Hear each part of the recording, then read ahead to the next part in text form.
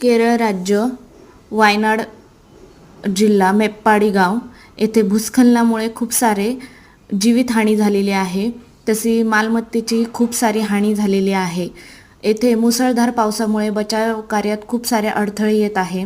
तरी केरळ राज्य प्राधिकरण आपत्ती व्यवस्थापनाने NDRFची टीम बचाव कार्यासाठी आणि भारतीय लष्करी टीम बचाव कार्यासाठी तेथे कार्यरत असून खूप सारे लोक जखमी, खूप सारे लोक मृत अवस्थेत आढळलेले आहेत. तरीही सरकारने मृत जे झालेले आहेत त्यांच्या घरच्यांना 2 लाखांची मदत आणि जे जखमी झालेले आहेत त्यांच्या घरच्यांना 50,000ची मदत जाहीर केलेली आहे. तरीही तुम्ही पाहू शकता की किती अवस्था डेंजर आहे.